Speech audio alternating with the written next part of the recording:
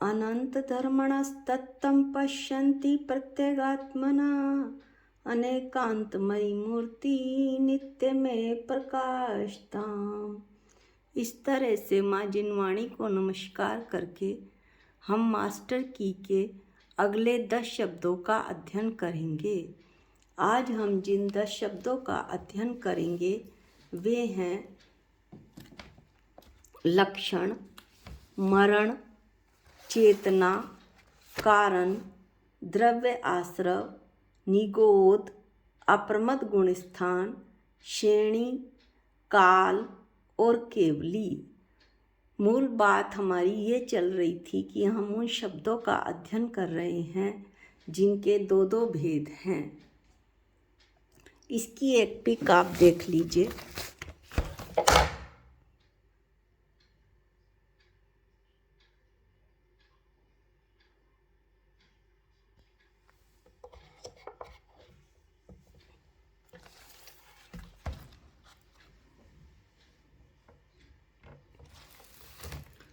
पहला जो शब्द है वो है लक्षण। लक्षण के दो भेद हैं, आत्मभूत लक्षण और अनात्मभूत लक्षण। लक्षण किसे कहते हैं? बहुत से मिले हुए पदार्थों में से किसी एक पदार्थ के जुदा करने वाले हेतु को लक्षण कहते हैं। जैसे जीव का लक्षण है चेतना। लक्षण के दो भेद हैं, एक आत्मभूत और दूसरा अनात्मभूत। आत्मभूत लक्षण जो वस्तु के स्वरूप में मिला हुआ होता है वो आत्मभूत लक्षण कहलाता है। जैसे अग्नि का लक्षण उष्णपना। अनात्मभूत लक्षण जो वस्तु के स्वरूप में मिला हुआ नहीं होता है, जैसे दंडी पुरुष का लक्षण दंड। इस तरह से हमने लक्षण के दो भेद, आत्मभूत लक्षण और अनात्मभूत लक्षण, इन दो का अध्ययन किया। अब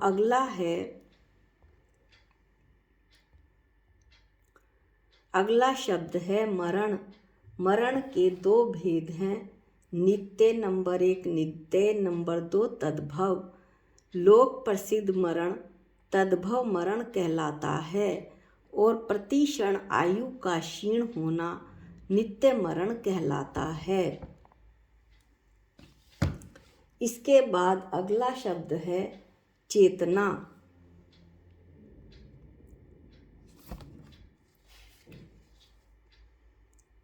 जिससे पदार्थों का प्रतिभास होता है उसे चेतना कहते हैं।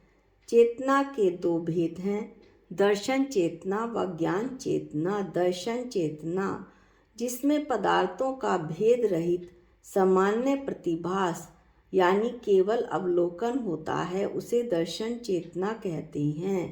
ज्ञान चेतना जिसमें पदार्थों का विशेष प्रतिभास होता है अर्थात आकार सहित आभास होता है उसे ज्ञान चेतना कहते हैं। इसके बाद अगला शब्द है चेतना के बाद कारण।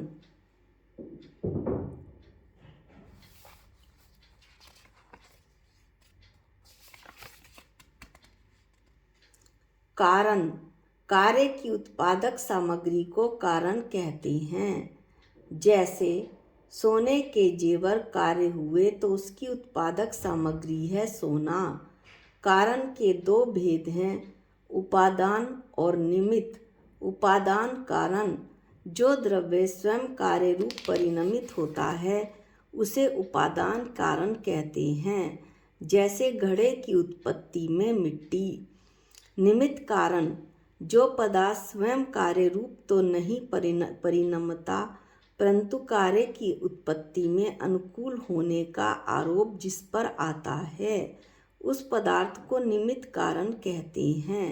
जैसे घड़े की उत्पत्ति में कुम्हार, दंड, चक्र इत्यादि। अगला है द्रव्य आश्रव।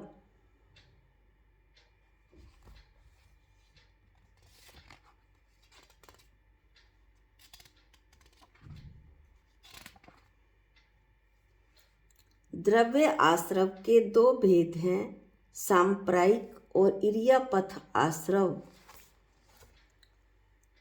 जीव की शुभ अशुभ भाव में विकारी अवस्था होने पर उस समय कर्म योग्य नवीन जो रजकण होते हैं, नए कर्म होते हैं, उनका स्वयं स्वत आत्मा के साथ एक क्षेत्र अवगाह रूप में आगमन हो जाता है। इसे द्रव्य आश्रव कहते हैं। जैसे दूध और पानी एक ही क्षेत्र में रहते हैं। इसके दो भेद हैं, सांप्रायिक और इरियापथ आश्रव। सांप्रायिक आश्रव कषाय रहित योग वाले जीवों के सांप्रायिक आश्रव होता है। इरियापथ आश्रव कषाय रहित जो जीव होते हैं उनके इरियापथ आश्रव होता है। अगला है निगोद। निगोद के दो भेद हैं, नित्य निगोद और इतर निगोद।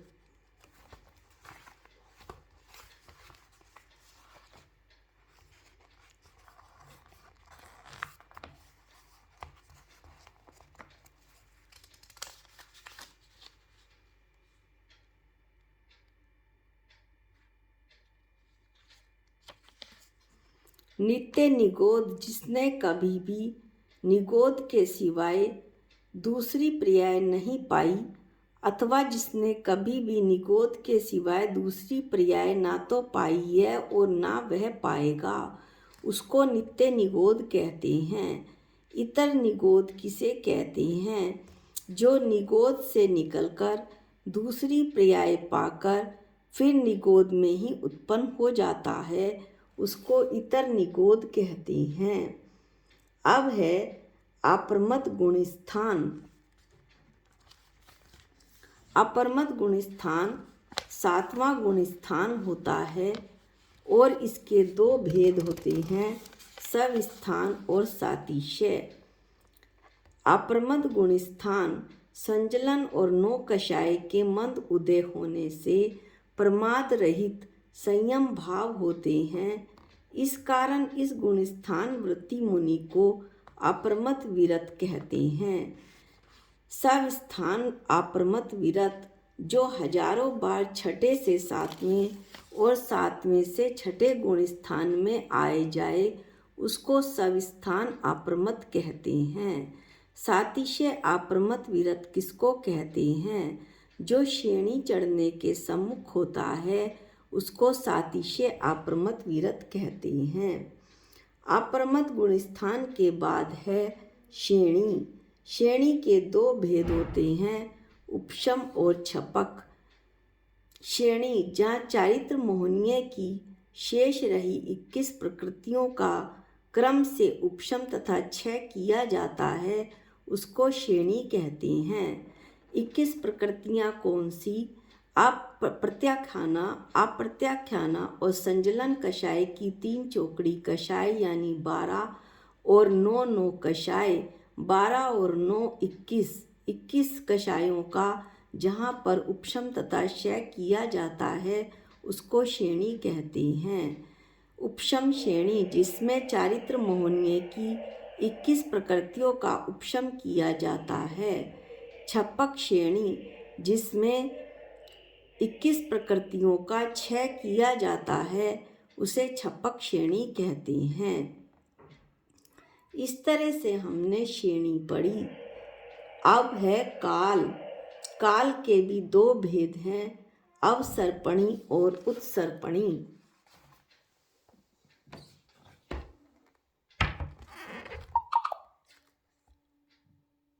जैन धर्म में काल दो प्रकार का है, उत्सर्पणी और अवसर्पणी। अवसर्पणी काल में समय अवधि, हर वस्तु का मान, आयु, बल इत्यादि घटता है, जबकि उत्सर्पणी में समय अवधि, हर वस्तु का मान और आयु, बल इत्यादि बढ़ता है। इस तरह से हमने 9वां शब्द काल पढ़ा। अब है 10वां केवली। केवली के भी दो भेद हैं, संयोग केवली और अयोग केवली।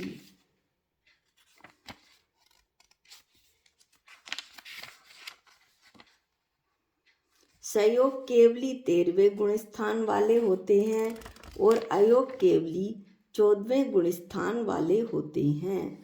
13वां गुण स्थान जहाँ पर योगों के सद्भाव की अपेक्षा होती है, इसलिए इसका नाम संयोग है और केवल ज्ञान के निमित्त से इसे संयोग केवली कहते हैं। इस गुण स्थान में सम्यक ज्ञान की पूर्णता हो जाती है, परंतु चारित्र गुण की पूर्णता न होने से मोक्ष नहीं होता है। अयोग केवली 14वां गुण स्थान योगों के अभाव की अपेक्षा से है, इसलिए इसका नाम अयोग केवली है। इस गुण स्थान में सम्यक दर्शन, सम्यक ज्ञान, सम्यक चारित्र, इन तीनों गुणों की पूर्णता हो जाती है। इस तरह आज हमने 10 जो हैं शब्दों का अध्ययन किया, जिनके दो दो भेद हैं। आज के वीडियो में इतना ही। अगले 10 शब्दों का अध्ययन हम अगले वीडियो में करेंगे। निज निधि निज में बताई, ये अनंत उपकार है, इसके लिए जिन वाणी माँ को वंदना अनंत बार है, वंदना अनंत बार है। सबको जय जिनेंद्र।